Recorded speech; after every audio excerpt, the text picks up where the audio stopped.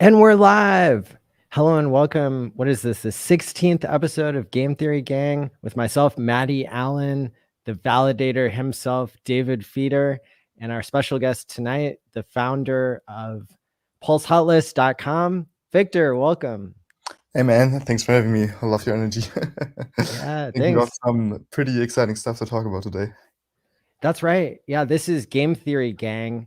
And when I came across the game theory of your project, I was so excited. There's so much I want to share here with people. And, I really admire the game theory you put into it. So congrats on that. Sure. So, what you want to talk about first? I think there's so much stuff to cover. Yeah, well, could you summarize for people who don't know your history, what you're known for in the HEX community and what your credibility is? Yeah. So actually, I can share my screen if you're cool with that. Absolutely. So I can actually show the stuff I've worked on. Can you see anything at all? There we go. Yep. Cool. So I think the biggest project I'm known for is co-founding FreePulse together with Felix, another pretty well-known community member of the HEX and Pulse community. Unfortunately, he couldn't make it today. Otherwise he would have joined, but he said he got some personal stuff to take care of. But I think I can answer all of the questions except for maybe some legal stuff. So he usually does the legal part, I do the dev part, and I think we make a pretty great team. Yeah, we had a great time with Felix a couple weeks ago here on this show, actually, when we went through freepulse.io and showed it off. And yeah, it was great talking to Felix too. Yeah, so FreePulse essentially is an onboarding tool for PulseChain. It allows everybody to claim up to 200 USD of PLS every hour for free without any KYC or risk or downside or whatever. And it's just probably the easiest way to onboard new people. We also made PLC20s.com, which is essentially just another onboarding tool, allows you to paste in your Ethereum address, and you'll be able to see how much your PLC20s are worth. It already works on testnet, so you can go there right now and play around. Then the next project was a meme coin called Pulse33.com. Pretty much just a fun side project. You can go there, check it out. And then there's customx.com, which is this browser extension, which makes the go.hex.com front end a little bit better looking, allows you to check the stakes of any addresses and stuff like that. And the newest thing is PulseHotList.com. So this is just a brief overview over the stuff I'm probably most known for. Co-founded most of those with Felix, including PulseHotList. And PulseHotList is essentially the newest thing. It just dropped 2 weeks ago. And it's a ranking site. It allows everybody to navigate the whole Pulse chain space. And as you may have noticed, all of these projects have a different use case, right? So all of them can coexist. There's onboarding tools, the meme coin, browser extension, ranking site. But I think we're probably going to spend most time today talking about PulseHotList, as that's the new and exciting thing that's everybody talking about. So yeah, it's just the first overview.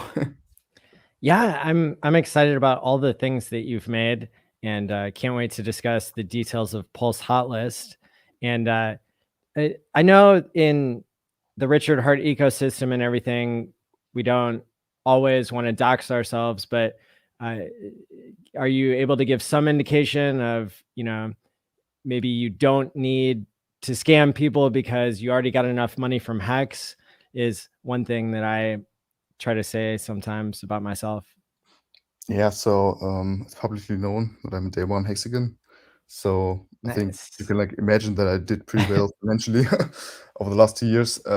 So I just have the freedom to work on pretty much whatever I want. Yeah, and I don't have to worry about money. and your resume too. Didn't you work with Richard and help make hex.com? Yeah, so I mean, that's your not a real lot. claim to fame, right? That's your ancestry here. Is you designed hex.com, right? But sadly, I'm not allowed to talk a lot about like a lot of that stuff. But I have a CV. Non-disclosure.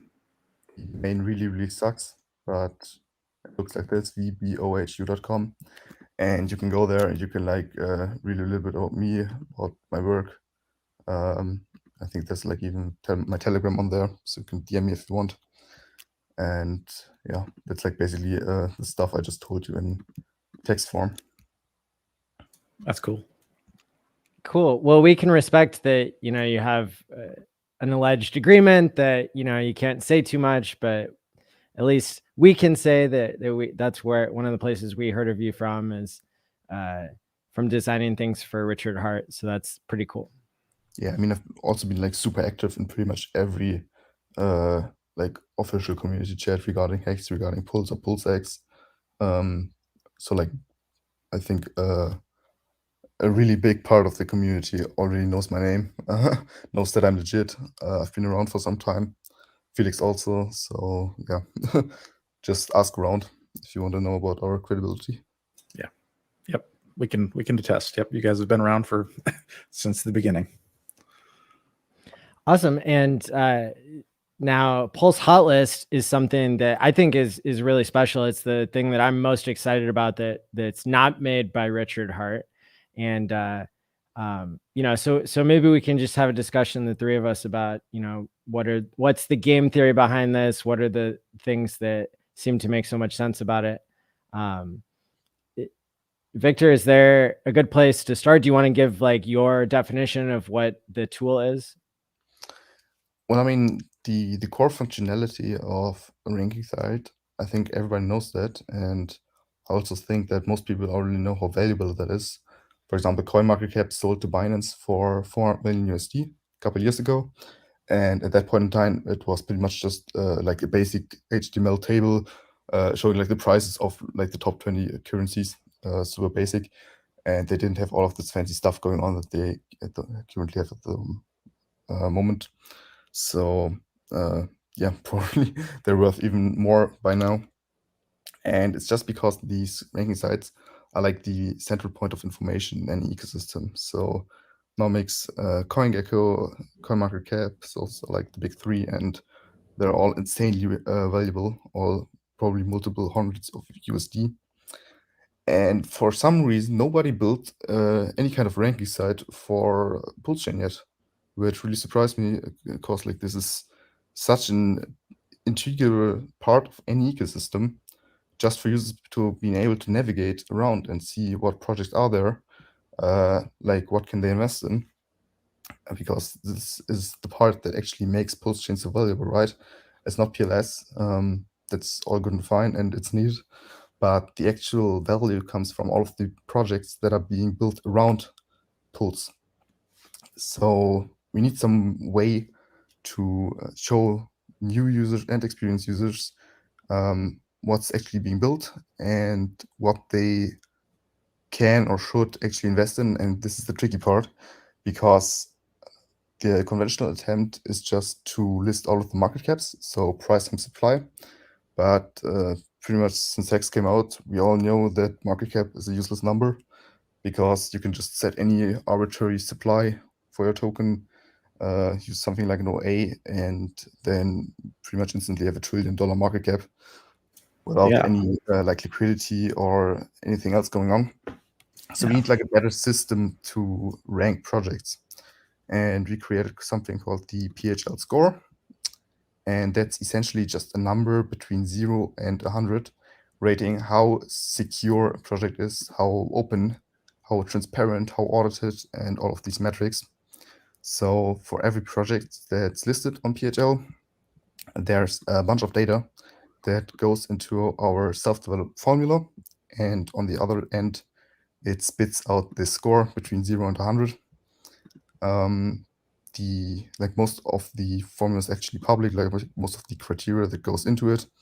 For example, if say a project KYCs the founders or gets an audit or open sources their code, stuff like that, that increases their score. And this score isn't static, so it's meant to improve over time, both the underlying formula, but also like the score for every project. So it's never just a number, it's always a couple of sentences next to that number explaining what a project can do better, how it can essentially become a more secure investment opportunity. So the goal is pretty much to make the whole space more safe to invest in by actually telling the project owners how they can improve their projects and make them objectively better or more secure or more safe, more audited, whatever. And I think like this is the most unbiased, objective way to actually rank projects. I think it's a way better approach than just multiplying the price times the supply and ranking by that for whatever reason. But this is not an investment ranking. It's pretty much a safety ranking. So lower rated projects can easily outperform higher rated projects. But if you just want to look for how secure essentially your money is that you invest with a project, I think that's a great place to start, to just look at the higher rated projects on PulseHotList.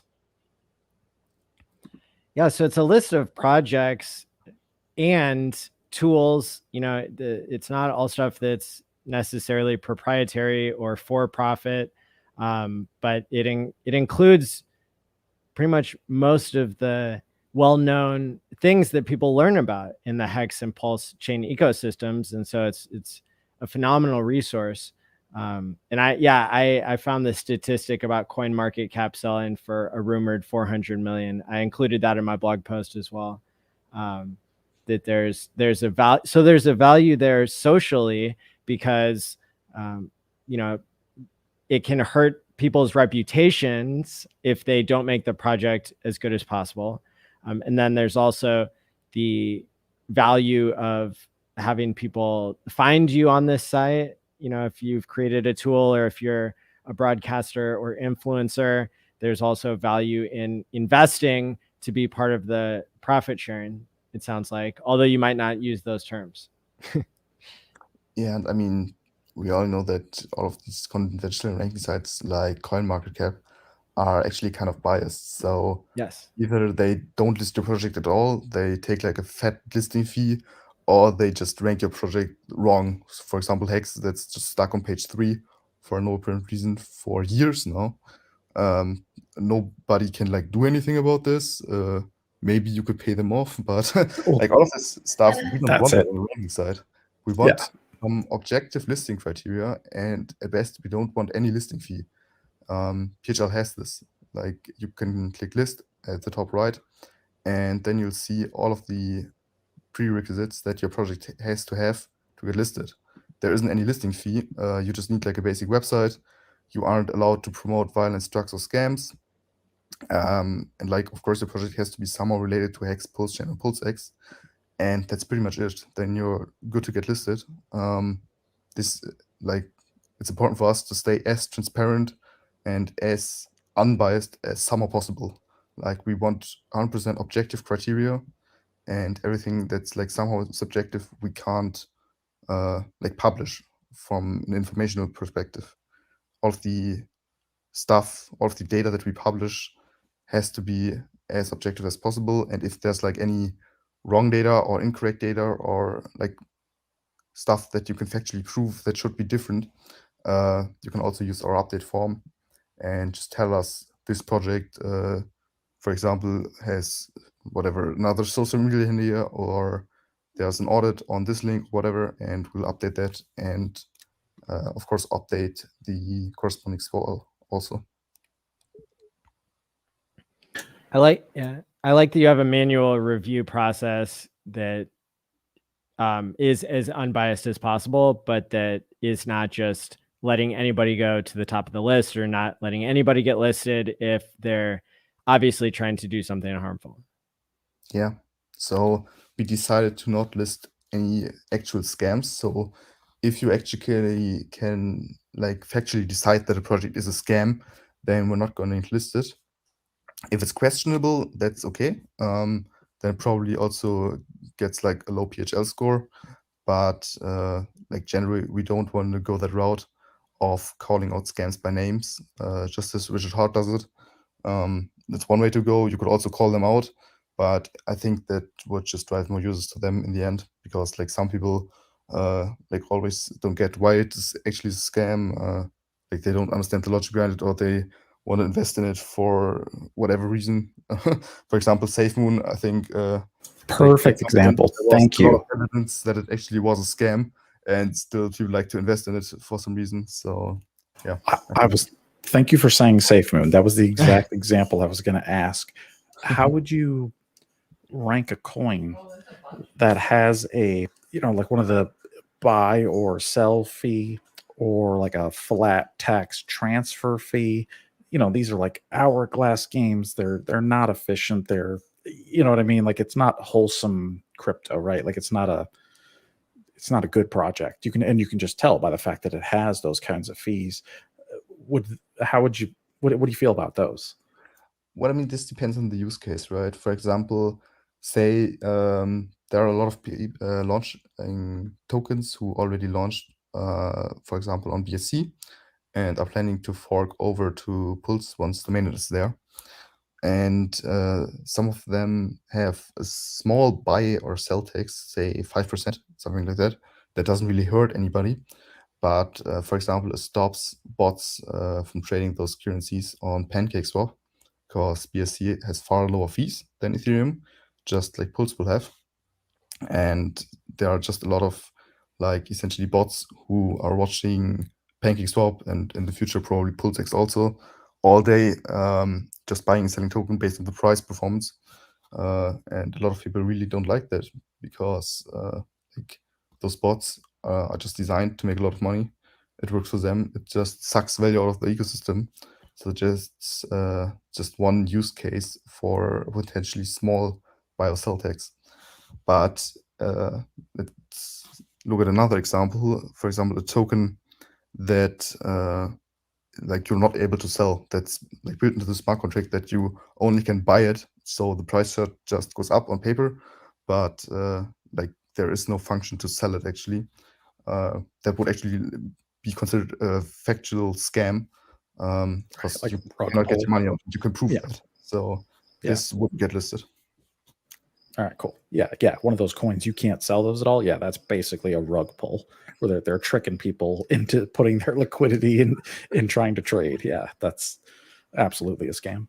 And so for you guys, then, like CoinMarketCap, they make their revenue by showing ads, and then they have a whole team of probably software engineers and website devs who have to constantly update the site, or even like Nomics, to use those guys as an example. They claim to be the first ranking site that'll list any asset as quickly as possible. How are you and Felix going to be able to keep up with the scaling of that? What if Pulse Hotlist really takes off? And I expect Pulse to do great as well. Like, you guys, this website might become more successful than you think, and it might be hard to actually maintain it manually, right? Do you worry about that in the future? Well, I don't see anybody who's permitting us from hiring more people to help us out. We have the resources to do that if that's necessary. But like currently, we like initially listed 40 projects roundabout, and since 2 weeks ago, since the site launched, we listed another 30 projects or so. So at the moment, we can easily keep up with that, and there isn't like that many projects built on Pulse yet. So like Pulse has been Doesn't announced exist for 1.5 year roundabout. I think there's less than 100 serious projects overall so far. That's manageable. And of course, like we have already set up all of our forms. So like the application projects, like this process, this is already automated in a big way. Of course, we have to look over every single submission and tweak some data here and there, just to make sure everything is correct. Like you can't automate that listing project 100%. Even CoinMarketCap can't do that, but like I think we can always keep up with that. So the ratio of listed new projects and like the value of the platform, that's not even a ratio you could really imagine, right? So the value is always way higher than the amount of new projects who are getting listed and the actual work you have to put into reviewing those projects. So I don't think that's going to be a problem. Awesome. Yeah. And I see you already added PulseX bot when that was something that Crypto Coffee suggested to you just a day or two ago. You had it on there in like less than 24 hours. Boom. Yeah. Like the actual process of listing new projects is not that much work. It's, I'd say, like 30 minutes to an hour, depending on the project. But yeah, it's manageable. I'm working on my write-ups for TShare app and pulseconference.online. So Oh yeah, let's list off. yeah. Get you Yeah, some because more. there's a lot of documentation that just didn't exist. And so I am a good example of somebody who created things that were not for profit and the documentation was never completed. It was thoroughly explained to all the people who were paying attention at the time, who were attending the HEX meetups and watching the channel. But since everything's grown since then, I was pleased that your product PulseHotList, like created the format and the motivation I needed to do some much needed documentation that should, help grow the ecosystem more, or like help grow what I built more than it would have grown. So thank you. Yeah, I mean, the only essentially ranking of projects that I've seen so far is like some pinned messages and some smaller third-party Telegram chats with like just a list of like links to some websites, and like a lot of those don't even work. Some of those are actually confirmed being a scam. There isn't like any review part or anybody who put in the work of actually thinking about which project could potentially be a scam or how safe every project is, and it's a mess. It's it's nothing Yeah. anybody could find. So like we need this link we can give new people, PulseHotList.com, super easy to use. You don't need any skills, you don't need to sign up, you don't need any of like previous knowledge. And it's just all there, and it's needed for this ecosystem. Absolutely. Yeah, I wrote kind of my opinion that PulseHotList solves a real problem in the crypto space by organizing, standardizing, and curating the factors that investors need to be educated on. Yeah, that's a good summary. Oh yeah, people used to charge for this kind of stuff back in 2017. There were like services like I'm a crypto DeFi project or ICO research specialist, and yeah, but really, websites like this really can just summarize what projects are out there. Now, I will admit, even some on this list, like Hercash, like when I saw that in Telegram, I was there early for that one. I did not sacrifice a dime for that. I even was one of the first people to message in there like, yo, did this thing rug yet? Because it's like a fork of Tornado.cash. Yeah, so actually they're really eager to not be called fork of Tornado Cash, and it's a little bit tricky to like actually talk to those team because there is no way to contact them. You can't like DM them on Twitter. You can't DM them on like Telegram, like the owners of the group or anything like that. There's just no way to talk to them, and this makes like verifying information really, really hard. There's even like this disclaimer at the top of their PHL page that like there has to be requests made to like update data, but the problem is that like their website and their Medium blog is showing conflicting information, and we don't know what's actually true. So yeah, this is like a little bit tricky. Yeah. Like, is there a breakdown of the score? Because like that's 75. That feels high, man. Like I'd put this in like a 30, 33, maybe. Good thing we have our cool formula. No, but for real, like the layout is currently being worked on, and it's a little bit confusing because this reputation section is like actually the explanation of that PHL score. So it's not like directly next to each other. We're going to improve that in the future. But regarding Tornado Cash, of course, like there aren't any security problems known so far. They have a better like a testnet, I think. You can play around with that, and so we know that there is actually code, which isn't that surprising, considering that like their core concept at least is based on Tornado, and they copied like most of the Tornado website design. But of course, like also their team is unknown. We don't know who they are. We don't know if they really have the dev power to pull this off. Yeah. Like And they did a they have sacrifice. no social credibility. They have no social equity, and they claim that's a feature. Like they want to stay anonymous as their project is like for anonymity built. So they just doing this Satoshi Nakamoto thing with staying anonymous, and like that's fine, especially from a security perspective. But of course, like I think it's better for a project owner to be KYC'd because you can sue them if they rug. That's just a fact. Yeah. Mhm. So this is just some thoughts regarding Harry Cash. When you say a founder would be KYC'd, is that with you guys or what? If we are KYC'd, No, Like, like who's docs? who's like recording what their driver's license says or whatever. oh, there are third-party companies you can go to. You can send them your government ID, and they verify that it's actually you, and they essentially keep your identities private until you rug somebody. And if you actually rug somebody, they will leak your identities, and they essentially give you this badge that you can spread around that you are KYC'd with them. And if you do anything bad, they will reveal your identities, and your users can sue you. I've never heard of that. That's cool. Do you have an example of one such reputable service? Yeah, I think Stu, the founder of Reflection, pretty sure he's KYC. There's a link. For example, CoinScope.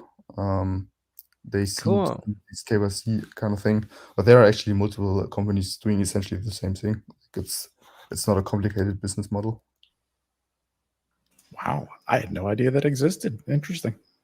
Let's see if I can remove /graphics. See. So you can. Oh. .co. Is it? Oh yeah, it's .co. Oh god. And your computer's infected now. Yeah, like it's looking like this. I think they have like a PDF. So this is their certificate that CoinScope is like have looked at their IDs, and they know their like real identities and real name and probably address or something like that. So if Stu runs away with investors' money, then CoinScope will reveal his public identity, and this is actually legal. Wow. So their users could sue him if he rugs. And this is Yeah. like one objective way for a project owner to like make his project more secure to invest in, because he puts up his own social equity. So he actually has something to lose in case he does something bad. And yeah, this of course improves the PHL score of his project.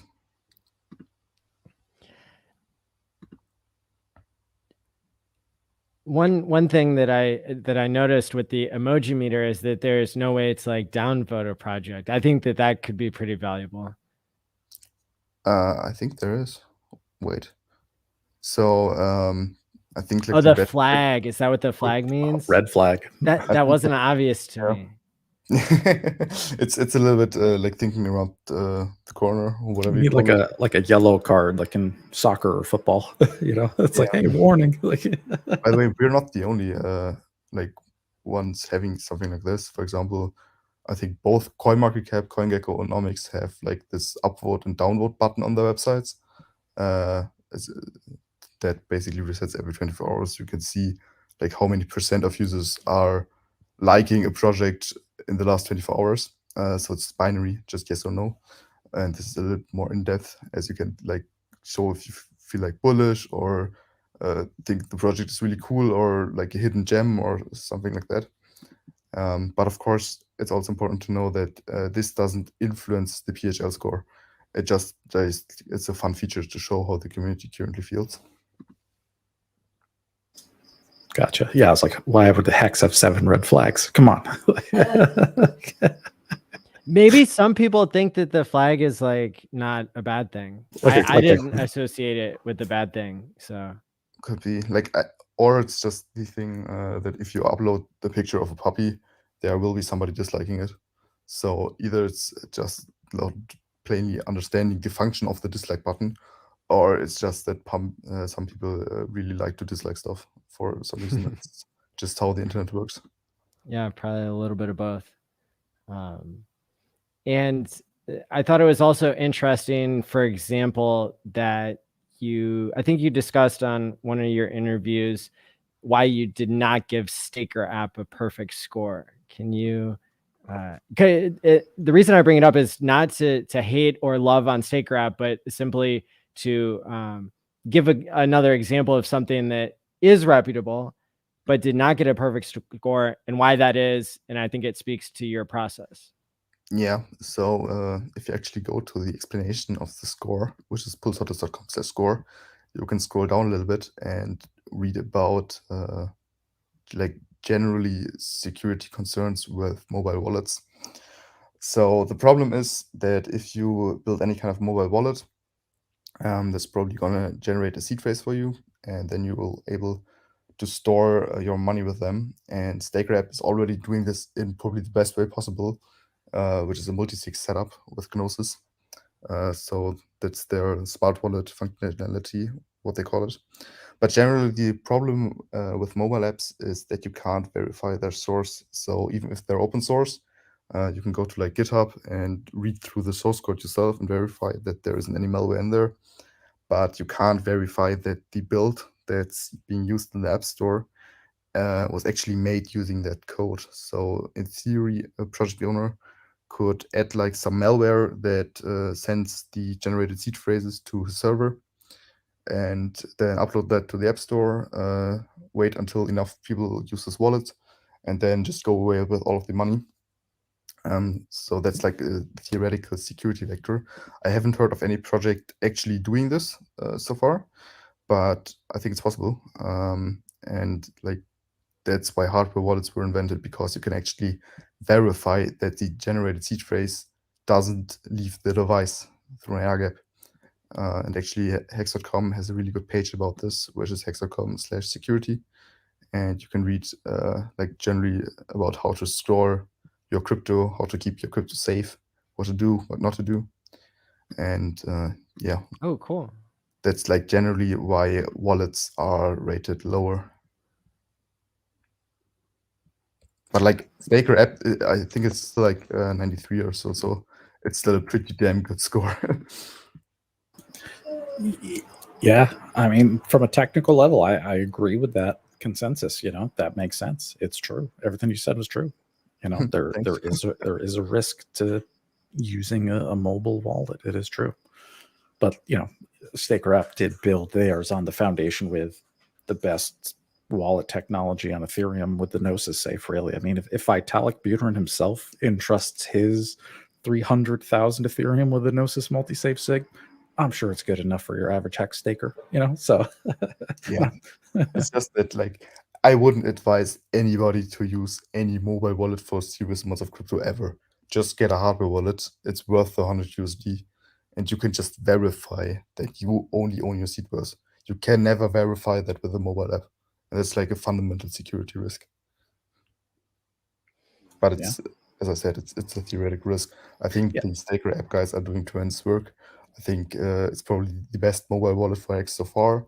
I don't think they will ever like rug or pull something like this off, even though I think it's theoretically possible. And like as you said, with a multi-sig, they are doing the best thing they could do. I don't see anybody else utilizing this. Well, it's not multi-sig by default. That's not turned on. Like there's no multi-sig in Staker app today. Nope, because only the one seed phrase has the owner control. So they're not using they can in the future, but not yet. All right.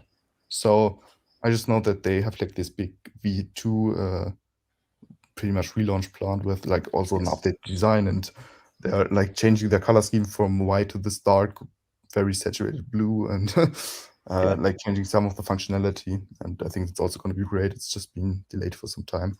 Yeah. And I think the multi-sig comes with that version 2 upgrade. Yep.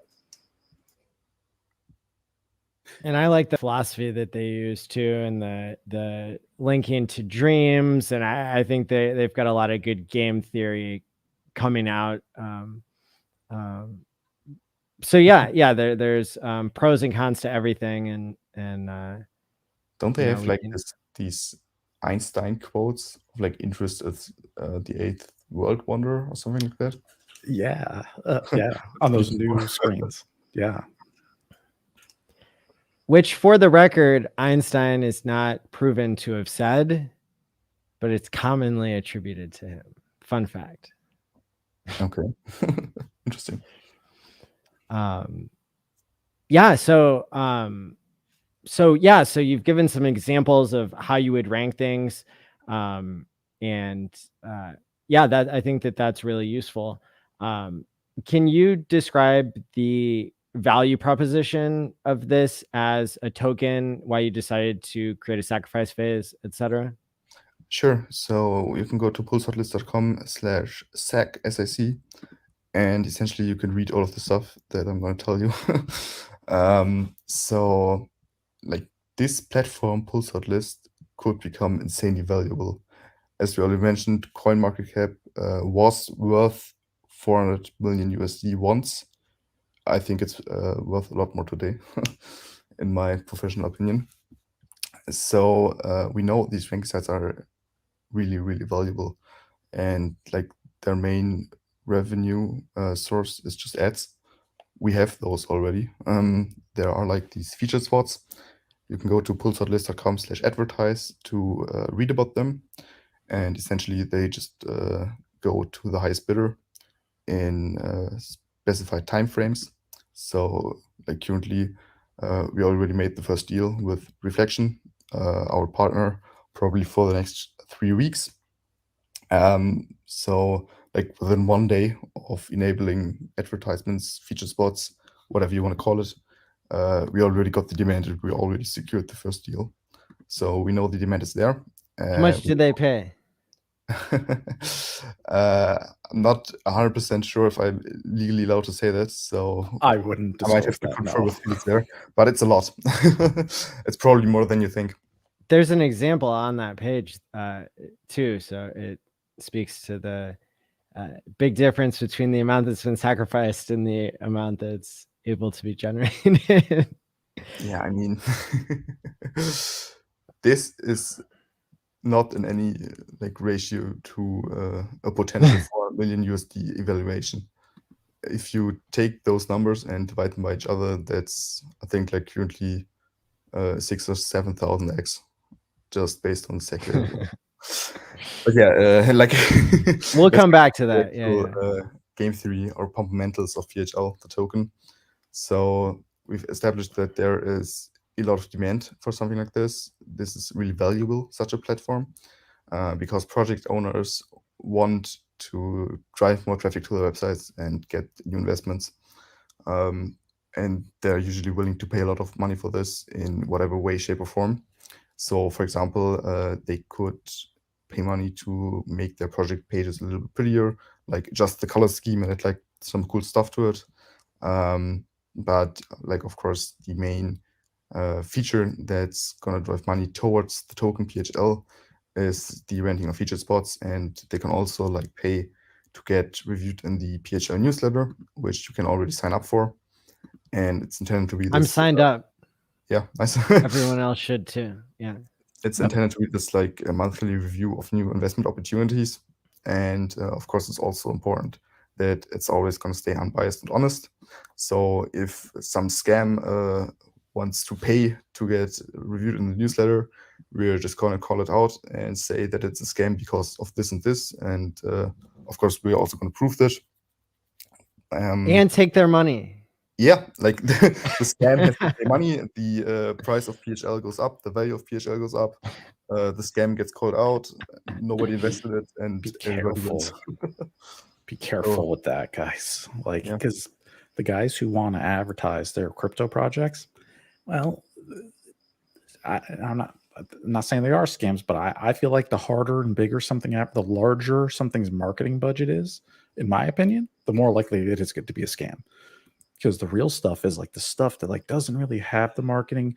Maybe you never heard of it. I mean, even like HEX when it first came out, like, you know, I think Richard did do some out of pocket marketing, but obviously he can't say that for how he tests reasons in SEC. But like, you know, a lot of HEX advertisement has been community driven.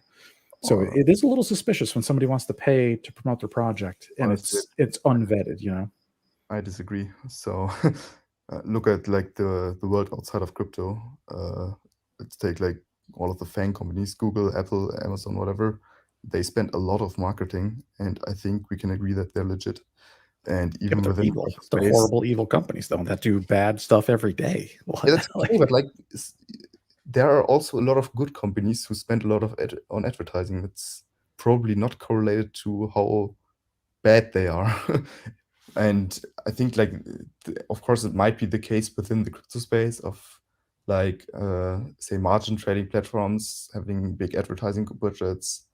I think yeah, you could make that argument, but like maybe not related to HEX. So for example, a fine line. Like yeah, like if there was a PulseChain margin leveraging platform and they came to you and said, hey, we'll give you $100,000, put us on PulseHotList, but you know it's margin trading and it's going to get people wrecked. Like what do you do? Do you take the money or do you not? They won't even get listed because they promote harmful behavior. That's like one of the only things they aren't allowed to do to get listed. It's just trading. I mean, right? It's just trading. I mean, there's a fine line between, for example, I think like stuff like fiat that's already listed, and technically that is gonna allow users to short HEX, stuff like that. This is leverage. This is a leverage platform, exactly. Which is, and it's fine. And this one is like, you know, you're doing it yourself, right? You're putting your coins into a loan program. You're minting other coins. You're borrowing. You know what you're doing. It's very upfront. It's not a scam. It's a tool. If used correctly, can work. But if you don't know what you're doing, you're going to get wrecked. So it's up to the user. And I'm all for that. This is crypto. Like there's no, you know, you got to be in charge of your own funds. You're in control. I mean, in the end, we can't save every user. You still have to like make your own decisions, what you're putting your money into. But like we can only give you the objective information. If we're telling you, for example, Pied allows people to short HEX, which is generally good for the price, but of course it will like liquidate some people and they will lose their money. That's how margin and that's how shorting in crypto in general works. If people decide to use that, maybe they want to hedge against some price case they're thinking about, or maybe they just want to gamble. Enjoy, have fun. Like we can only give you the information. We can't tell you what to do. And I think that, I mean, theoretically speaking, if let's take the example of fiat, if they paid for a review in the newsletter, then that would not bias at all the actual review that's created. And so the review might say something negative and positive about the project. For example, one negative is they only picked a small handful of people to even tell that they were doing a sacrifice phase so that there will be more demand later on, you know, and that's, some people could see that as a good thing or a bad thing. I see that as a bad thing. It doesn't seem as transparent to me. I understand why you would do that. It's very profitable for the insiders. And you know, it's a free market, so you're allowed to do that. It's just not in the spirit of what everything else is doing. So that's why I, you know, have an asterisk next to that for the rest of time, is because they, you know, because they didn't make it more open. Yeah, that's true. Good point. I mean, if they would ever pay to get reviewed in the newsletter, we can only give people those information. They still have to decide for themselves what they are doing with it. Like for example, like essentially capping the amount of members in the sacrifice phase by not telling everybody. That's just a fact by itself. You still have to judge for yourself. Maybe you like that strategy. Maybe you think it makes sense or whatever, or you don't mind that it's not 100% transparent. Okay. maybe you mind it, maybe you think that it's intransparent, maybe you don't like the project, you still have to decide for yourself. We can only give you the information. That's like our part. You still have to decide what you want to do with your money. I like that. So you guys are like traditional PulseChain, like crypto journalists. Like it's just the facts and nothing but the facts, right? Like no fluff, no nonsense. It's like a newspaper. It's like, this is what happened and that's how it is. Exactly. I mean, it's important for us to Cool. stay transparent and objective and unbiased. Those are like the core values of the whole thing. And like without those, we would just be, I don't know, some bias ranking site that just promotes whatever we currently like, and that's not helping anybody. That's not transparent. Nobody likes that. So yeah, we need those objective criteria to rank projects on, and we need to always stay objective. And like it's clear for us that the user in the end still has to decide what he's doing with his money, and I think that's okay. Yeah, Absolutely. to create standards in the space is a really cool and needed thing, for sure.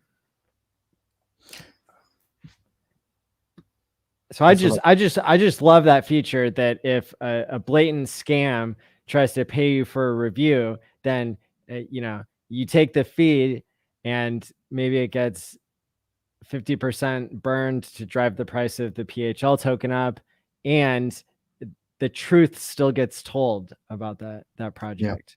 Beautiful. And scams are gonna try. They're gonna. Oh yeah. They will. But like this, as we said, this is helping everybody, and essentially the core game theory of PHL and those featuring spots and the newsletter is just to get those monthly rent money in. Half of that instantly gets used to buy PHL on the open market and burn it to like literally increase the price, and the other half goes towards a no expectation address. Who knows what they will do? Maybe they will use those funds to buy advertisements on other ranking sites to drive more traffic to PHL, and actually also like increase the value of PHL. So like the first half is meant to increase the price. The second half might increase the value.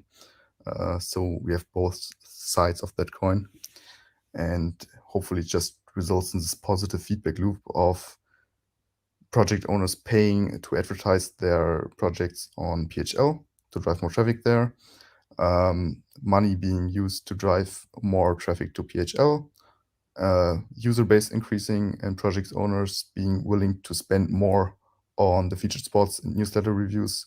And then there's more money to drive more traffic to PHL, and hopefully it just results in the cycle of the user base growing exponentially, and hopefully the PHL value growing also exponentially with it. And the people who are using your site to make investment decisions, if they're more well-informed, their investments might do better, and they might have more money to invest in other things, which would be another positive feedback loop, I think. Yeah, hidden fundamental. Yeah.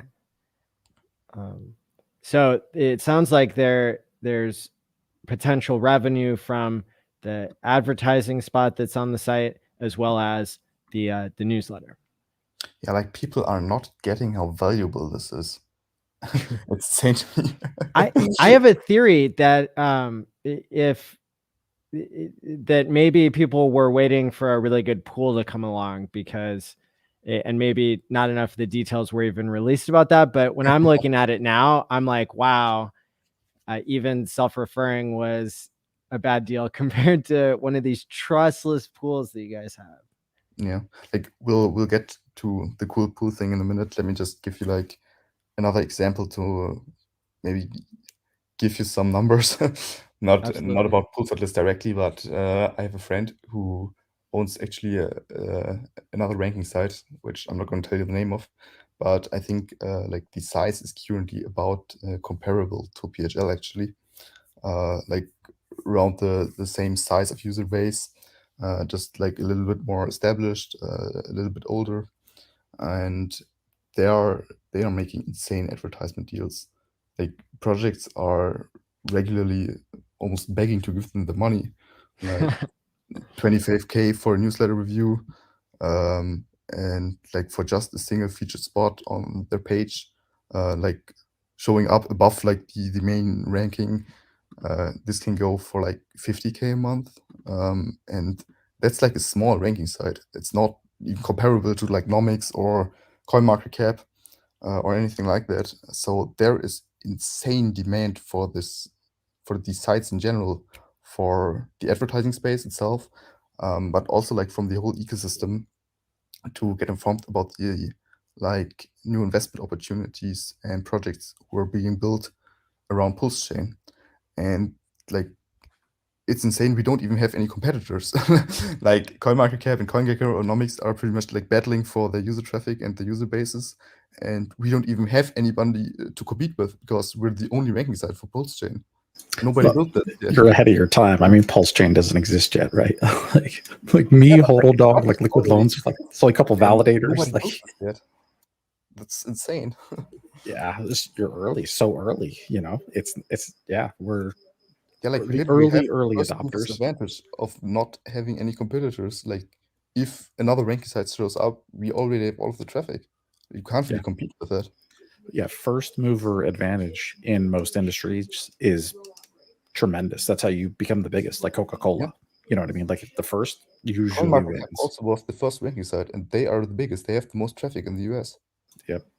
And they are worth a lot. There is so much demand for this stuff. There's so much money just behind advertisement space. That's insane, and people aren't understanding this. Well, that's why we're here, is to explain it.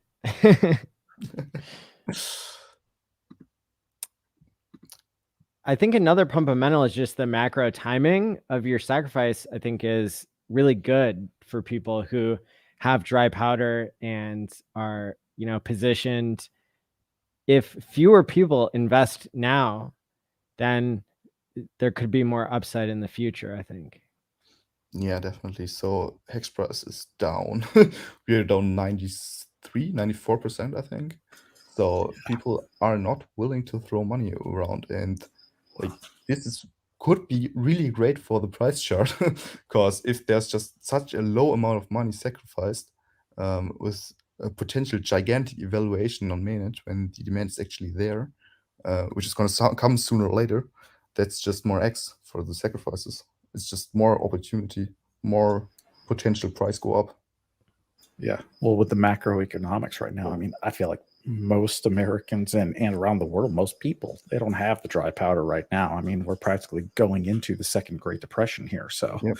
you know, and the bear market's down. I mean, I see tweets today, people selling their HEX to pay off food trucks and other expenses in their life. And, you know, yeah, people are hurting right now. So I would expect the sacrifice at this time, and especially a non-Richard Hart sacrifice, it's going to be a low market cap gem, to say And the least. Yeah, the fun thing is, even in those times currently, there are still project owners who have somehow a lot of money to spend on advertisements. So like you see, like I'm not going to tell you the number right now. Maybe I'll talk to Felix later and we can like actually tell you, to show you how much demand there is. But like day one after we announced the featured spots, like we didn't even announce it, we just put them up on the website, and we got the first offer within like a couple of hours, asking what if they could rent like the space for the next 3 weeks or so. Wow. So yeah, it's just insane demand for this, and it's just a lot of money flowing into this, and like on mainnet going into PHL, and I think that most people are heavily underestimating this. Yeah, and you know, I often wonder about the game theory of myself just telling other people about HEX, telling other people about stuff that's like so advantageous so early. This is a good example. You know, if I had just been able to keep my mouth shut and invest in this and not tell anybody, then I would have potentially been able to make more money. But it's obviously not just about that for many Hexicans. And at the end of the day, there is value in having more participants in a system, having more competition for, you know, a share of the pie. But I think that these numbers now are still extremely low, and that's why it's such a good opportunity to be going over on this show. People will note that we have started to have lots of guests on, lots of different founders other than Richard Hart Products, but I haven't spoken that much or at all about sacrificing for anything until now, because I like this particular tool so much. So Thanks, man. And like, yeah, if you just want a lot of X, the game theoretical optimal play would be to maybe make a sacrifice phase, only show that to like 5 or 6 people, maybe let them sacrifice maybe $1,000 combined, and then reveal all of the game theory and the whole project you're building after the sacrifice is ended, get the demand in there, then hit the $1 billion evaluation, and that's like the most X you could possibly make with a sacrifice phase. And like, of course, we aren't doing this. We're telling you about the game theory right now before the sacrifice ends, so we actually know what you're investing in. Like, that's just important to us. sacrificing for, not investing in. Yeah. Like, of course, like I have to say this legal stuff, or Felix will probably hit me really hard. So like, not financial advice. Nothing of this is guaranteed. The airdrop might not happen. You're sacrificing as a political statement. You might not get any PHL.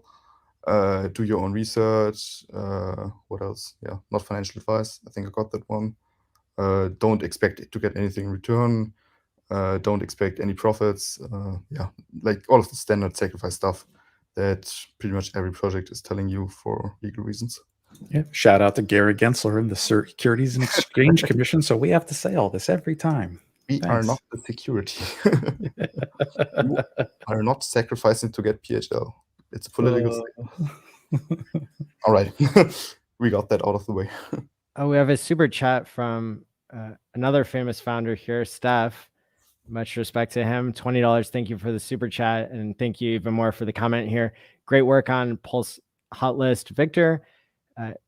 Regarding the seed phrase generation risk, it applies to all methods, browser, mobile, or hardware, since it's hard to prove binary authenticity.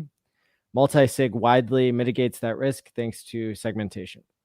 Yeah, but it's actually possible to prove that with a hardware wallet because it's air-gapped. And regarding the binary authenticity, you can buy something like a cold card and 100 dice, and then actually physically roll those dice on your table and use that randomness as entropy for your seed phrase. So you can verify that it's actually random and not like pre-generated. So hardware wallets can do that, and mobile apps can't. But of course, like thanks for the feedback, bro. Yeah. Appreciate it, and it means a lot from you. Like, Steph is one of the like greatest builders in this space, in my opinion. Yeah, absolutely. And that is hard, right? Like the number generator, and it's really technical. Like the number generator that actually is ran behind the scenes, which then produces the seed phrase. Yeah, I forget what the other project was, like IOTA, I think Richard talked about years ago, where they had like a bad number generator in their wallet. So like this is super low level technical stuff, and probably David, you're like maybe one of like the 1% of the audience that even knows what I'm talking about. Yeah.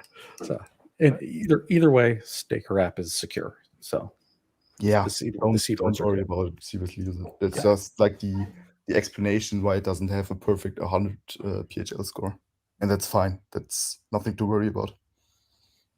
And I've certainly evolved my opinion on security, and to me, there's way less security in like the failing monetary policy, of inflation, fiat currency and stuff. Like at the end of the day, I've heard people, caution beginners, no coiners. Oh, you have to have a hardware wallet. You have to spend $70 first before you can do anything else.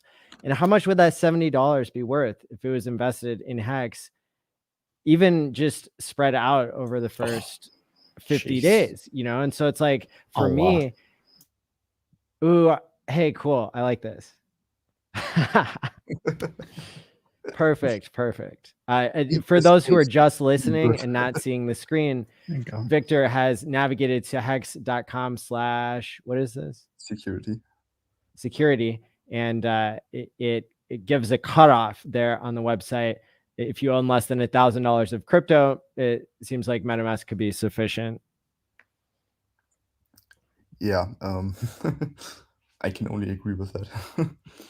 But like generally, I would advise new people to just actually buy their first crypto to know what it feels like, and like to know what it's like checking the price chart every 5 minutes and how addicting that is, and then they can learn more about the stuff. And once they actually get to like say 1,000 USD worth of crypto or 10,000 or whatever, they can start worrying about their security and buy a hard wallet that takes a little bit of skill. Like for all of this, like Hex OGs, this is probably child's play, and we don't even realize how hard it actually is to learn about these hard wallet stuff, how to set it up, how to like write down your seed phrase, how all of this works.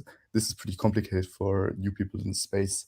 But like, especially at the beginning of your crypto journey, don't worry about it too much. Just throw a couple bucks at it, see how it feels like, and then maybe learn about the security once you're ready to actually invest some serious amount of money into it.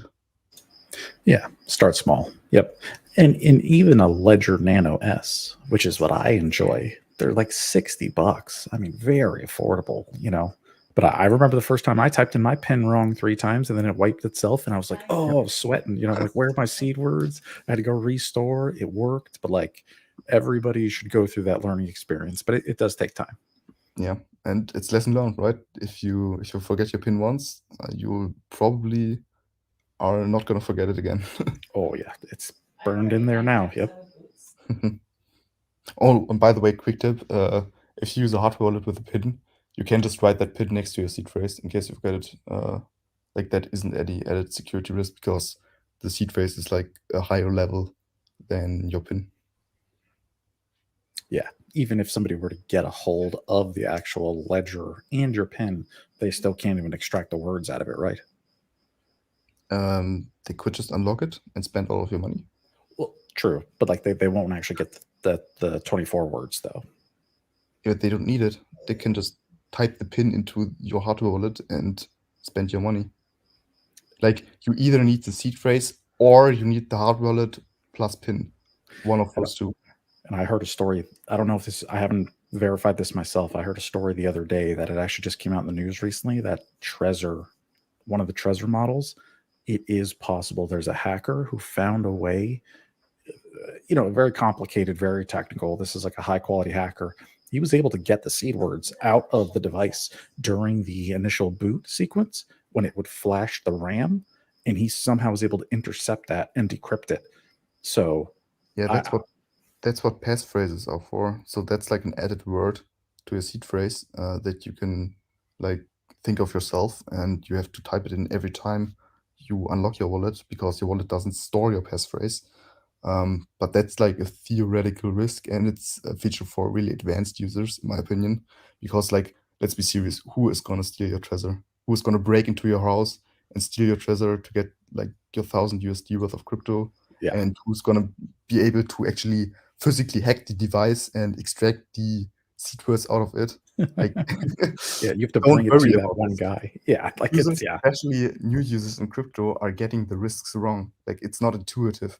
They are just rating the potential threats to their crypto wrong. Get a hardware wallet, write down the seed on a physical piece of paper with a pen by hand, store that piece of paper in 2 different geographical locations, and you're fine. Don't do anything else. Don't think of any added security measures.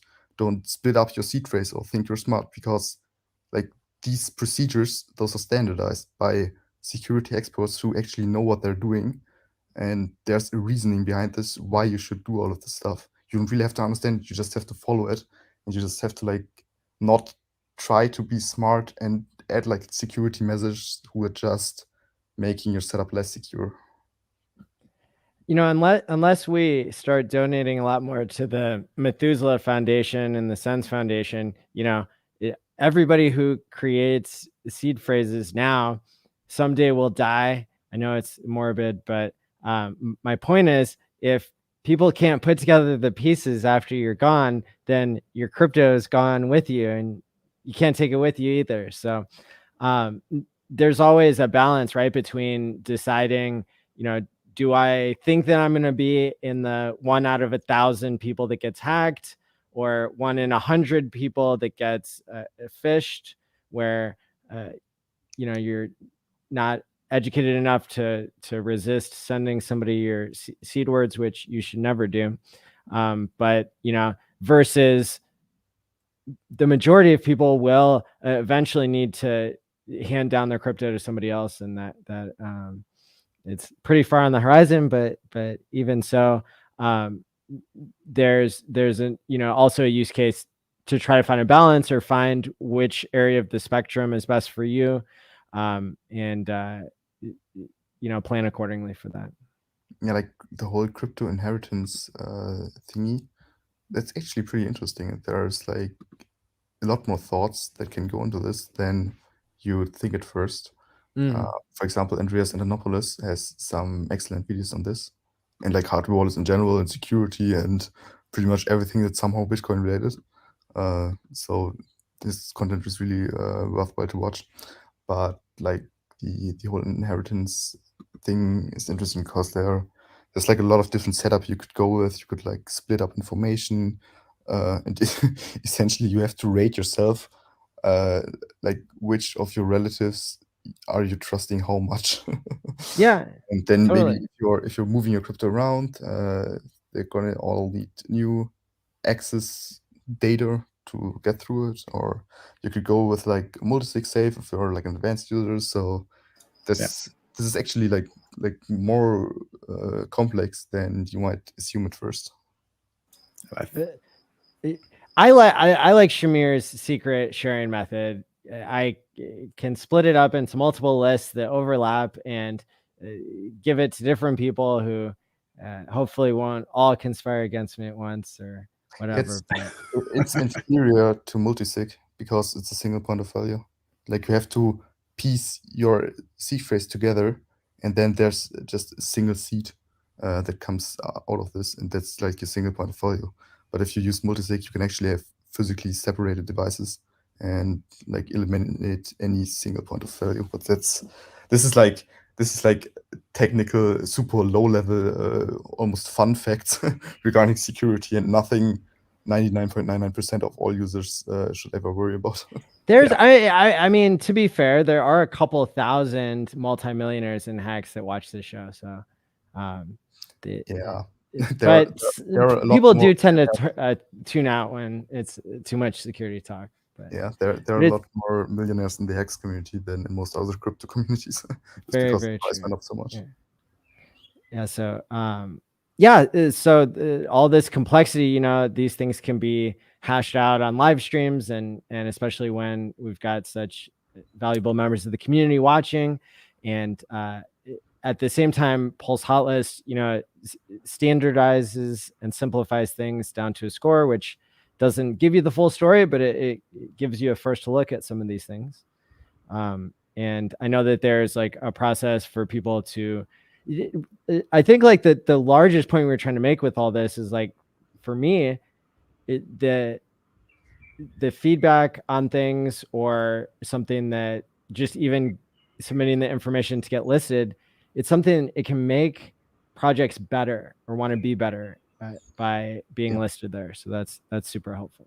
It's also a nice part of the whole game theory of the platform, just essentially projects competing to become the more safe or the most audited and open and transparent projects out there, just to increase this one number. Like it's really sticky game theory to apply a number to every single project, because all of the community is looking up their favorite projects and what scores they're getting, and all of the project owners are interested in increasing their score. And this is a good thing, because like this makes the whole space better objectively.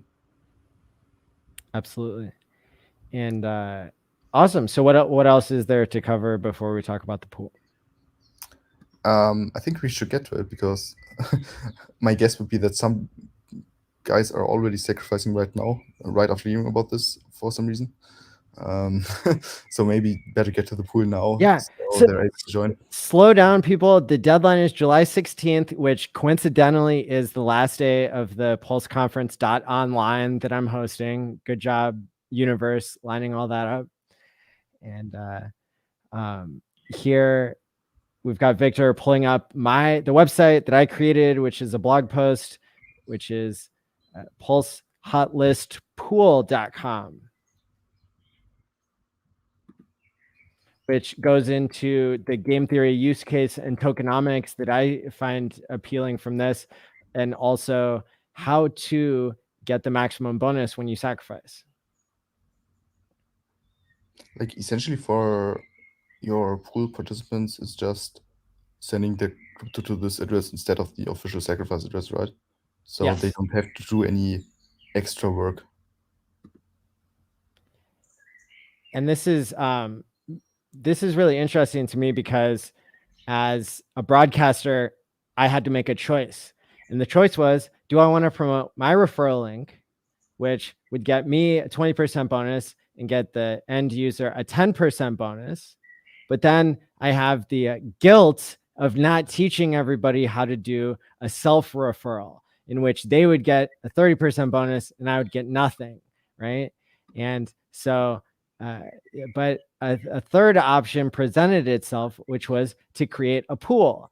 And as far as I know, the only benefit for me running a pool is that it amplifies my own sacrifice and it gives me cool points with everybody who's getting a better deal, because the pool not only can get up to a 100% volume bonus, but it can also get up to, well, it does get a 30% self-referral bonus that's built in. So you don't have to self-refer, and just sending to this pool will automatically get you the 30% self-referral. So that's simpler and easier. It also, and then the volume bonus is where the real magic happens that you couldn't do by yourself. And the other cool thing about this particular pool, other than I'm not taking a 10% fee or any other fee like that, is that I'm not even having to hold the keys. It's being held by the founders, Victor and Felix, who gave me, basically gave me that option. Now, somebody could create a pool where that person is holding the keys, but even as a trusted community member, I like having it held with the founders, because that decreases my risk and it increases my confidence. Yeah, so I can confirm this. If anybody is thinking about joining Maddie's pool, he cannot run away with your money. It's trustless. And like you get a mathematical advantage by joining a pool, because you will guaranteed get a higher volume bonus. So you guaranteed get more PHL out. And if you like want to see what's going on, yeah, we regularly release sacrifice sets, we call them, on PulseHotList.com/sexset. And that just takes you to this Google sheet that's public. Like the last one we made today. Usually we update this every couple of days. And you can see all of the addresses who sacrificed so far, how many USD they sacrificed in total. So you can sacrifice multiple times if you want. You can also join Maddie's pool multiple times if you want. I guess it'll just like actually sacrifice to the main address at the end of the sacrifice phase, so everybody will be able to join. And then here is pretty much where all of the magic happens, the volume bonus. You can see that the guy who sacrificed the most almost gets a 2x. And if you go all the way down the list, the guy who sacrificed the least basically gets no volume bonus. That's just to make sure that like the people who believe the most in like the token, or technically the political statement, get the biggest share of sacrifice points, because like they are less likely to dump a potential airdrop or like to harm the project or whatever. Also, like Richard's sacrifice phases always use a volume bonus. It seems to work really great, and it's not that hard to do, and it just gives pools this advantage because they get a higher volume bonus. And Maddie's pool even is trustless, so there isn't even any additional risk. Really no downside to joining that pool. And of course, Medi's pool is also going to self-refer, so essentially is going to create a link with its own referral, click that, and by that get like the added 20 and 10% referrer and referee bonus. So that's a total of 30% extra. And yeah, then you're pretty much just able to start climbing up the ranks. Maybe you'll pretty much get a higher volume bonus or more participants than your competitor, which is this pool. There's only one other pool open so far.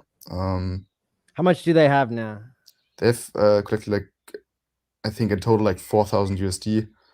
They already sacrificed like 3,400 and have another 600 ready. So yeah, we'll see if you're able to compete with that.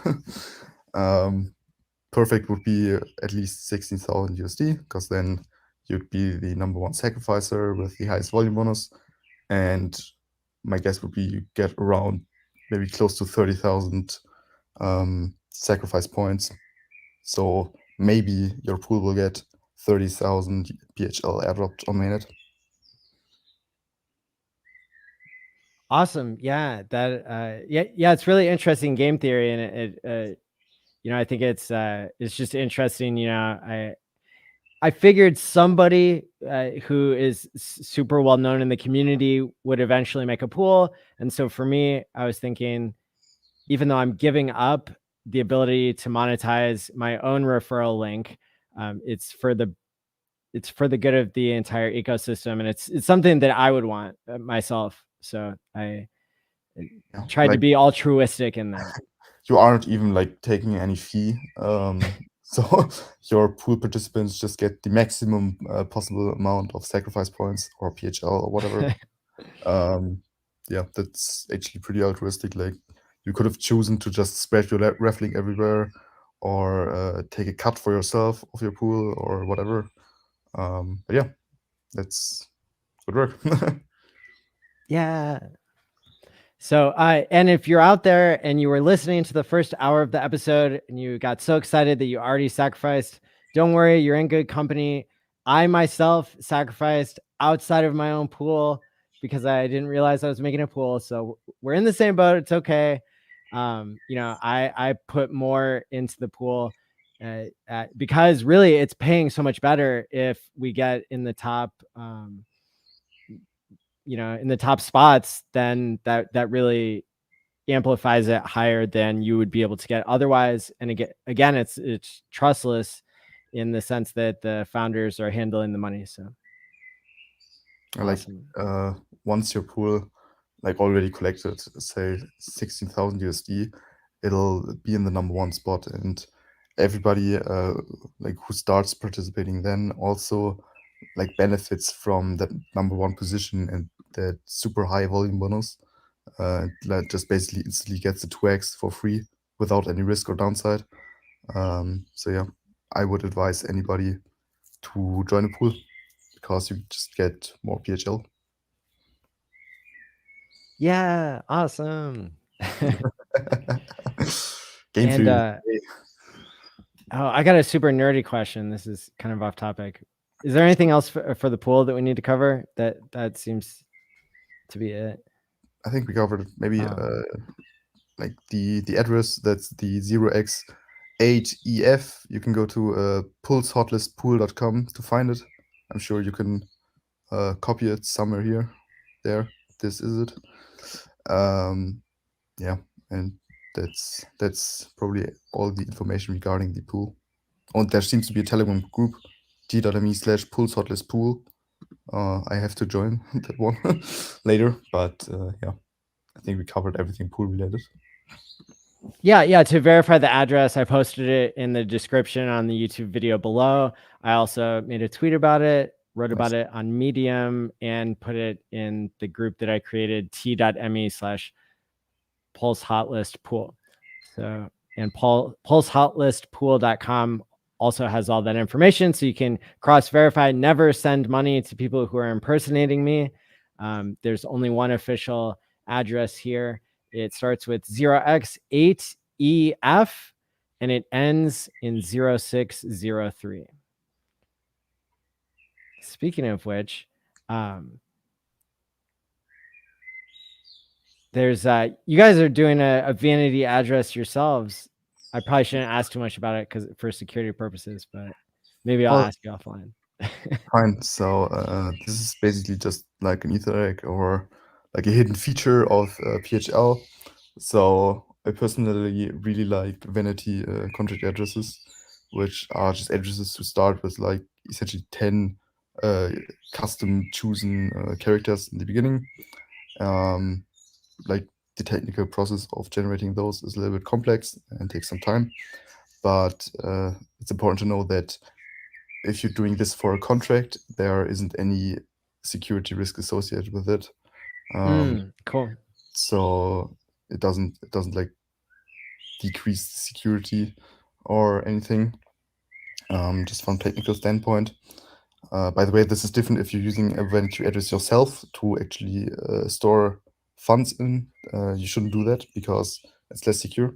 But for contracts, it's fine. And for example, the Pulse 33 contract address that starts with 0x 420 69 0007. So yeah, it's just like a little secret to make it a little bit more interesting. And who knows, no expectations, PHL might also have a Vanity contract address. And this makes it really easy to identify in a block explorer because you don't need like an ENS domain or whatever. If you see like a contract starting with these digits, you instantly can recognize that that's the contract of the token. Absolutely. And I think it also says somewhere on that website that even with no expectations, there's the possibility that somebody could come along and create liquidity, sufficient liquidity for people. The exact word in here, that to ensure that retail traders can trade without suffering from high slippage. And the meme coin that you guys created has high slippage as a feature, which helped me learn about how high slippage can be your enemy and your friend. And there's deeper game theory around that than meets the eye. But I think that that's another thing to point out that's pretty cool about this project. Yeah, like the thoughts behind all of the slippage and liquidity, whatever, is essentially just that if any kind of asset has low liquidity, then the price moves faster, and you have higher slippage if you trade with a lot of money. That's pretty much it. So if you're an entity who like is providing the most or the highest share of liquidity for an asset, you have to think about how much liquidity you want to provide, because if you provide more liquidity, then the traders will suffer from less slippage, but the price also will move less. And like in the crypto space, that's generally considered a bad thing because we want price to move up. We want price to move up a lot. That's why HEX has such low liquidity, to make the price move faster. Yeah, so you just have to find a balance between providing a lot of liquidity with low slippage and price moving slow, and just providing a little bit of liquidity to enable the price to move faster. And Steph has a question here that is a really good one. First, he's commenting that PulseHotList is a huge push in the right direction. Clapping hands emoji. Will you add prices or liquidity or etc. For projects with a token so that you can compete with CoinMarketCap and or Nomics? Oh, this is a good one. You're gonna like this. So I can actually reveal something that we've been working on for the past week about, and it's essentially a redesign of the project pages. So let's look at HEX, for example, which actually has a token that you can buy right now. So you can scroll down here and you'll see some market data stats, but they aren't looking that nice. It's just like the price and some stuff. That's just down there sitting. and like the general layout of all of the project pages isn't that well made yet. For example, that thing that the reputation is away from the PHL score, and also on mobile, the whole thing isn't looking that great yet. So we want to improve that. And I could share with you a mock-up of how the whole thing might look in the future. Cool. So just rearranging a lot of stuff, all of the important info being at the top with like the important call to action buttons. And then for all of the projects who have a token that's actually on market already. So for example, HEX, there will be this beautiful price chart. It's also going to be interactive, so you can like zoom in, scroll around and stuff like that, or change to a logarithmic view to actually see what's going on. All of the stats, the contract addresses on different networks, and like a price converter to like instantly calculate how much X amount of token is worth. Then a section regarding the reputation, essentially. You can see there the explanations actually next to the PHL score, so that's making a lot more sense.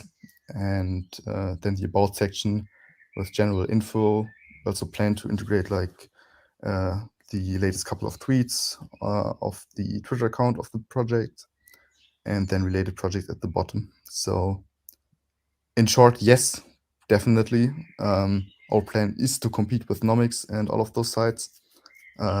We have the functionality for that. And like within the PulseChain space, we don't even have any competitors. So yeah. Wow. Excellent question. Yeah, you uncovered an Easter egg there, Steph. Yeah, this is.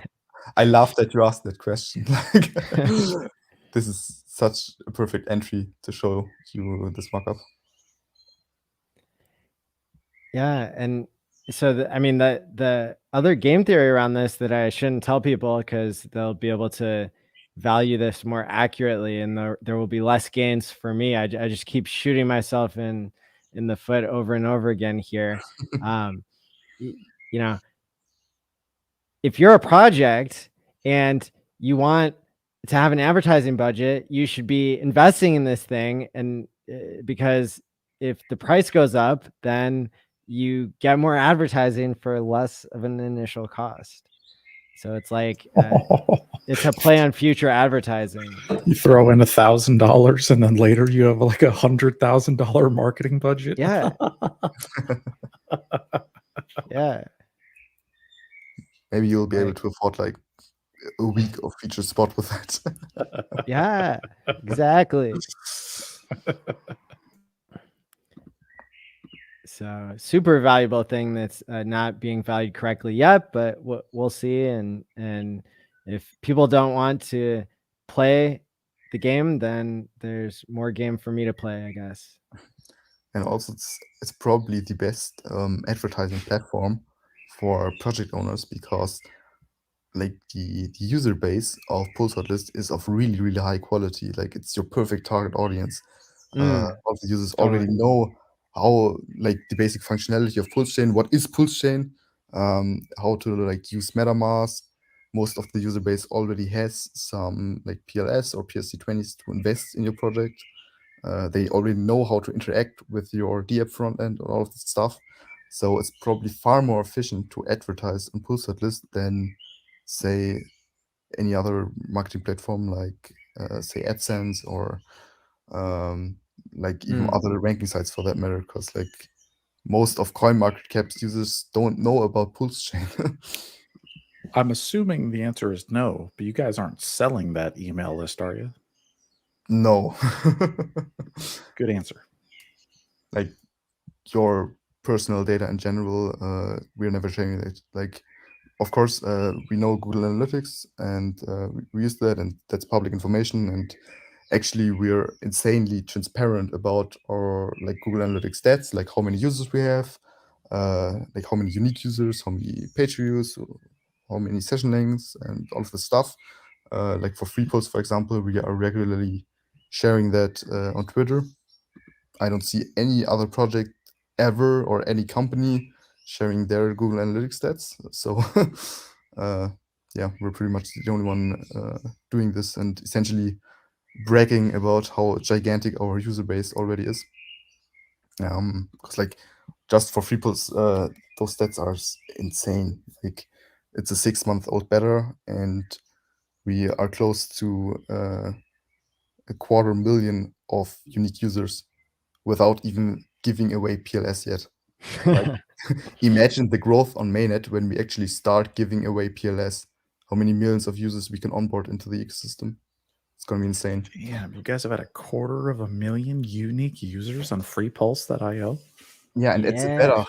It's a beta on testnet. We aren't even giving away PLS yet. That's Wow. insane. Those are insane stats.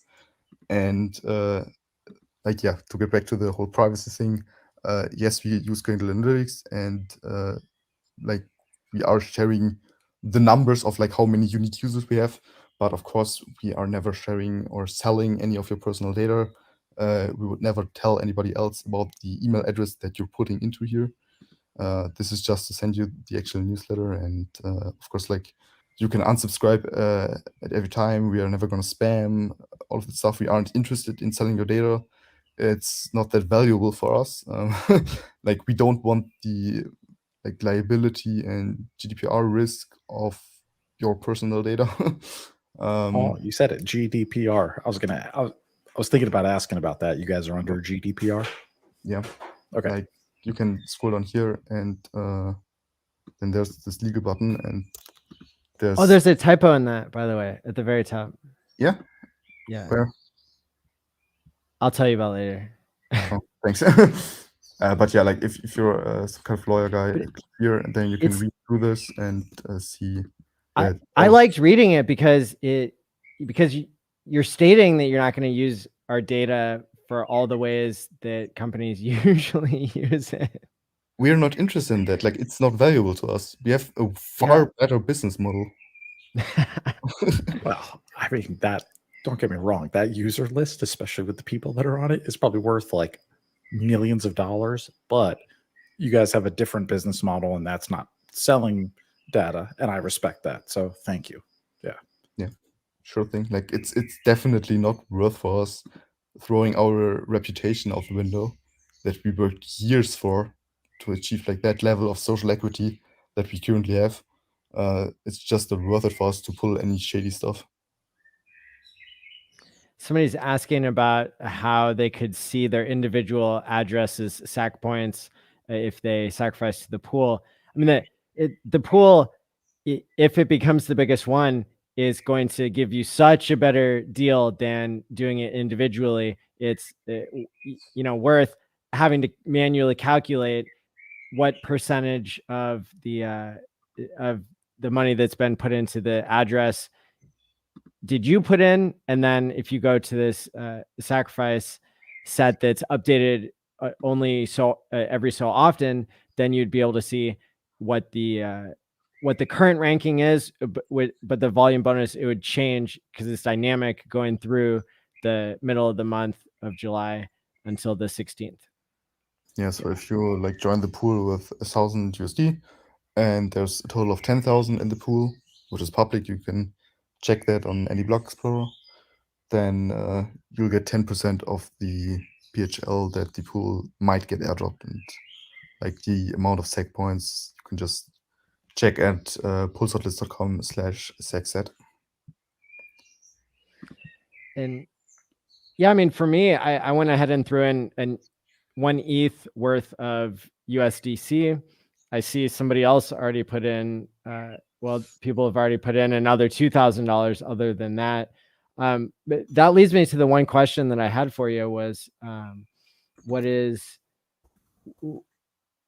the, is there like a time weighted average price, like every 30 minutes for things that are varying more than stable coins? Yeah, but I don't actually think that does make a significant difference. So currently we're using CoinGecko's pricing data to calculate like the USD amounts of crypto that any address has sacrificed.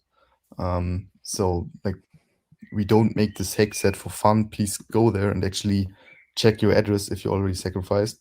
and verify that all of those USD amounts here are correct. If something is wrong, please tell us and we'll fix that. That's the good thing about like all of the sacrificing, all of the data is public. Everybody can verify it. Everybody can make sure it's correct. And yeah, we haven't had any complaints so far. Cool. But just for curiosity, if somebody sacrificed HEX today, and let's say by July 16th, the price was double what it is now or half what it is now, would it be the amount that they sacrificed at the time that they sent it to the wallet that they would get credited, or would it be the value that is that it's sacrificed, that it's sold for by no expectations? Or if you directly sacrifice to like the main sacrifice address, then the USD value of the crypto counts at the time you sacrifice it. So if you sacrifice 1,000 USD worth of HEX right now, and HEX continues to dump, and at the end of the sacrifice phase, say your sacrifice is technically only worth 500 USD, still the 1,000 USD would count because that's the value at the moment you actually sacrifice your money. cool. And like with your pool, I don't know how you're handling it. You're the pool owner. You have to decide for yourself how you're handling, or like how you're redistributing the PHL that your pool might get. Okay. That's your part. And to answer the question of why we can't see the status on the Google Sheet is because it's only updated every so often, and my pool was created today, and so that's why it's not up there yet. But you can see, if you go to Etherscan, you can see how much is coming into the pool I've created. And I guess that people can join your pool on Binance Smart Chain or Polygon also if they want. So usually there's some adoption on those chains. Ew, gross. They have like lower fees, but we have like this list on the sacrifice page of like the most well-known coins. All of those are fine to sacrifice, so all of those are fine to join the pool with, which is pretty much just every ERC20 or BIP20 with enough liquidity to be potentially sold. We can see there's currently like 3,250 USD in your pool. I really like Syrian instead of a block explorer because it just sums up all of the tokens in a wallet across different chains, right? So if there's some money on Ethereum and BSC, it just sums all of this up. So this is really handy. That's multi-chain. Yeah, on the right-hand side it says all networks. You could like look at each blockchain. That's cool. Yeah, we can put in the actual sacrifice address, and we'll see that like this also tracks tokens that are on BSC. So for example, BNB or some weird Shiba Inu doggy coin. But yeah, Ethereum is pretty cool, and it also has like a mobile app with widgets. That's pretty handy. If we look at the SEX set of today, we can see that I think your pool would currently rank at number 5. So here, and already has around about 1.55x volume bonus. Nice. Good job, team. Not bad. Awesome. Oh, wait. It's 4.6. So I think you're number 3 now. We're closing in. Yeah. Maybe you hit the like and subscribe button if you like that action right there. Yeah. Maybe you hit the number 1 spot by the end of the stream. Yeah, that was easy. Well, cool. Yeah, I think it's valuable, and yeah, people can post in the Telegram to ask other questions and stuff like that, and that should all be helpful.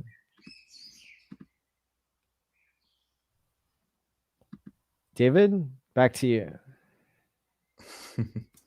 Well, I'm excited to see what happens. You know, I love the idea of this website.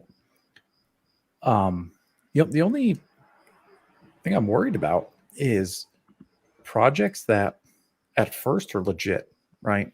The team is public, you know who they are, they're out there, and then maybe they have a sacrifice. And I even saw a meme on Twitter today of a team that did it. Like, they raised so much freaking money that they ran away home to Singapore, and they literally all immigrated back, and they rug pulled, and it was going to be a legit thing, and then they rugged it. So what's that's the only bad part about this site is projects and teams that are outright malicious and trick people, and there's no way to tell. Yeah, but the score, the PHL score, isn't just about the team. It's also about stuff like is the code of the project open source? Like, does the project have the funding? Do they have like the dev power? Is their code immutable? Does it have admin keys? All of this stuff, right? So, for example, say, let's take Maxi, so a community built project, which is essentially just a smart contract. I'm pretty sure that's audited and immutable. So that's on chain there, and like the team can't really rug it. But of course, Correct. like, this doesn't apply to every project. There are going to be projects with a high PHL score. Hopefully there's a few of them who actually do something bad to harm their users. Like, you can't like verify this 100% that a team that always did good things will also only do like good things in the future. But of course, the scores are also dynamic. They aren't static. They are meant to generally improve over time. But if a team turns sour and harms their users, or does something bad, or scams anybody, or whatever, their PHL score decreases. So, like, this is a dynamic system. All of the underlying data of PulseHotList is meant to change over time and to improve, and just to accurately reflect the current state of every project. Yeah, and even as Maxi is a great example. I would rate that very high. We know Dipcatcher, who made the project, and Golden Key. It had an audit, and it worked great, and the audit was fantastic, and everything worked great. Now, to give you an example, we also had on this show Pulse Dogecoin. We had that founder on here. He's anonymous. Pulse Dogecoin has no audit. We don't know who he is. Now, the smart contracts on the Ethereum blockchain, you can go read it on Etherscan. But even someone like me, I'm not technical enough to really find like one line of code. If he put a back door in there to rug it later, I'd have no idea until he executed. So, the t.me/Pulse Police reviewed Pulse Dogecoin, reviewed the code, and it's like the semi-trusted dev Key, who's behind StakeHex.today, who did the audit there. I don't know if you want to call it an audit or not, but did the review, I guess you could say. And then I also heard that the BA already burned their coins or something, but I haven't verified that myself. Yeah. So that's an example of how like a score, it could increase if people are able to submit evidence, that, maybe the founder of Pulse Dogecoin wants to use that KYC service that we saw earlier and keep their identity private, but be able to submit something here to increase the score, be able to increase, to show that if the BA burns their coins, I think it's safe to speculate that would increase the score there. And even here with a score of 66 on like Pulse Dogecoin, to me personally, just my gut feeling, that feels about right. That seems proper. There is risk, there's risk basically. Okay. So I like that. I think the score is good. And like what's Maxi, just to compare. I know this is like beta and it's not like real yet, but like Maxi 96, perfect. That's exactly how it should be. Is like something like Maxi should be ranked way higher than something like Pulse Dogecoin, simply because of the amount of public information available. Yeah, that's exactly how it's meant to work. So, like, are there any projects who don't comply to your gut feeling, like any of these scores who you'd say, no, like my gut feeling tells me otherwise. Just out of curiosity. Yeah, like love.io, like that's a fucking scam and a half. Like, rating 29. Yep, that's about right. That's Is there like any evidence of it actually factually being a scam? I watched once I learned about its existence, watching the Anders Johnson, this is actually a 2017 ICO scam idea he had back then, but he didn't have enough like money or resources to do it back then. So now he's relaunching it now on PulseChain. And he even basically admitted it, except he didn't use the word scam, but he wanted to do this 5 years ago. So this is just an old rehash of a 2017 ICO. Like, I've seen this rodeo before. Like, I think in the beginning, like you always have to like they're innocent until proven guilty. So if they have a sacrifice phase now, maybe they know of the founding and are actually able to pull this off. Maybe they weren't before. But for example, if they like took the money from the sacrifice and just run away with it without like doing any developer progress or any like notable progress, then we know that this actually factually has to be a scam or money grab or whatever you want to call it. And then their PHL score is going to rapidly decrease. Mm-hmm. Yeah, like these guys have a sacrifice. They have no code. They have no product. They have no demo. Like, this is, see, yep. It's all on there. It's like so high risk, though. Super high risk.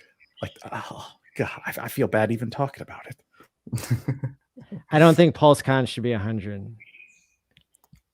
How could they harm their users? That'd be a better conversation for offline. But all right. We're talking about gut feelings here, so I feel fine to give my gut on that. If like any one of the audience wants to stay like anonymous, submit like some kind of proof that the project is a scam or does something harmful or whatever, and like don't want to dox themselves, please use the update form. That's PulseHotList.com/update, and then you can just tell us about this and like please always provide like a reason or an actual proof, and then we'll update the incorrect data as soon as possible. And that is amazing, just how anybody in the community can submit information, correct things, add things to the list. It just, it's something that I think is going to allow so much transparency and accountability in the space. If people are using those, the flag button to downvote or the rocket button to upvote things, we saw with what was it, love.io, that that was one where there were more flags than there were rockets. Yeah, and that's a great feature, is submitting like information and anonymous reports and stuff. Yeah, because even I'll submit the videos that I watched like about this and be like, hey man, like this needs a lower score, guys. Like I would make that argument. This almost reminded me of that feature. Waze on your phone, the GPS app, and you can drive your car, and you can click on your phone on the GPS when you ever see a cop or a police officer, and it puts it on the map. So all the people driving behind you, they get an alert that there's a cop ahead. This kind of reminds me of that, where you can like say that you found something suspicious about a project. That's kind of cool.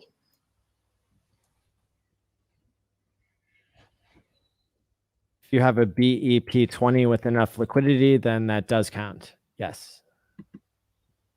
Yeah, so like BUSD or BNB, of course, like even those weird red Shiba Inu doggy coins, whatever.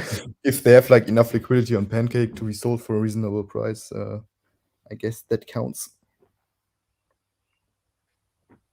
This is a very meta question. Are you going to review and rate PHL on PHL? I thought it was on the list. I think they already did. That's a great question. But I think like generally it would rather confuse users to list PHL on PulseHotList. There was a free pulse that I saw. Like one of your own projects is on here. There are actually a lot of my own projects on there. So go through the list. I've made this one. I've made this one. I've made this one. I've made this one. So yeah, but of course, for example, the meme coin, that got a relatively low PHL score because meme coins are generally lower rated because they don't have any utility. They are highly volatile and highly risky. So there are like some meme coins who perform exceptionally well, like Doge or Shiba Inu, like the blue chip meme coins. They outperform everything else, but still, like 99% of all meme coins just die off and go to zero eventually because of the missing utility. So those are generally considered less safe investments, and they start off with a lower PHL score. Somebody's asking, is your point system methodology public? Most of it is, yeah. You can go to PulseHotList.com/score, and then you can see all of the public data that goes into rating a project. Just note that there are like some hidden factors to prevent projects from gaming the system. Because like if the whole formula would be public, I think too many people or like too many projects could just rocket to the top and get an unreasonable score by essentially cheating the system. But like most of it is public, and of course, as I already said, it's never just a number. It's also always a paragraph about how a project can improve and where its number is coming from, just by like rating those objective criteria. Awesome.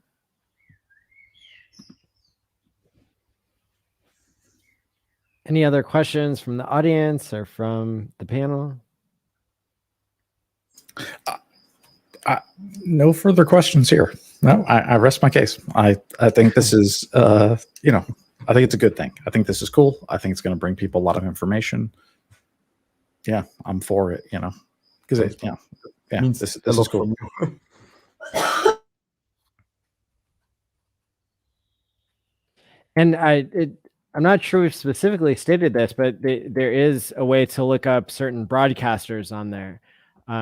How is that different than the projects that are reviewed?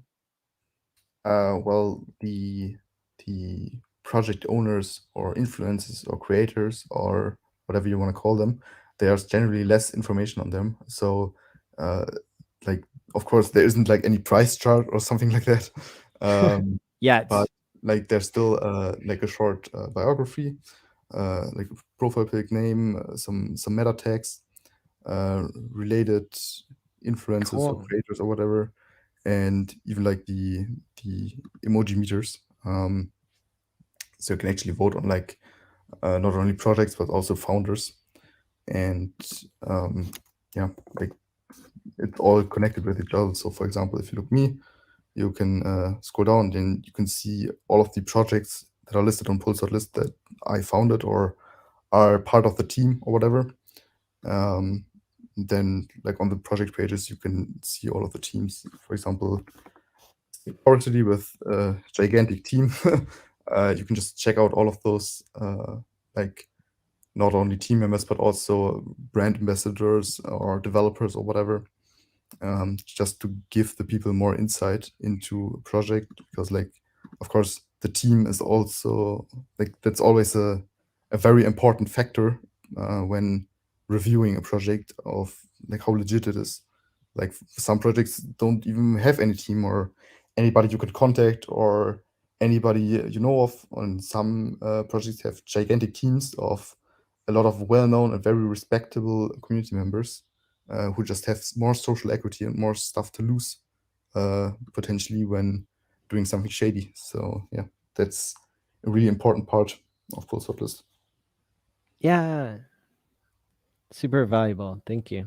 And you see, this isn't even like just project owners. There's also a lot of influencers and devs and like whatever you want to classify Richard as.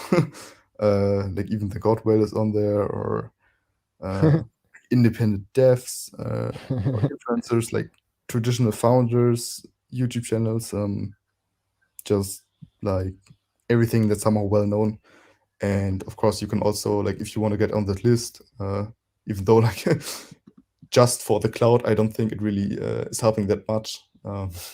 Maybe it gets you like a couple more followers, but I think that's it. But generally, you can use the apply form, which is PulseHotList.com/apply, and then you just tell us a little bit about yourself, like what are you known for, like your social media handles and stuff like that.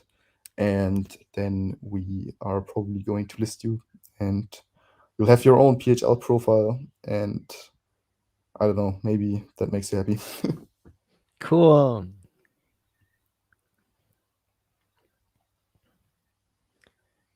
Well, that's great. Yeah, those are all the questions I can think of for now. Cool. So let me actually look at the clock. I think we're live for about like 2 hours. Yeah. I think everybody's a little bit tired by now. But yeah, like, of course, we could do another stream sometimes if you're down for that.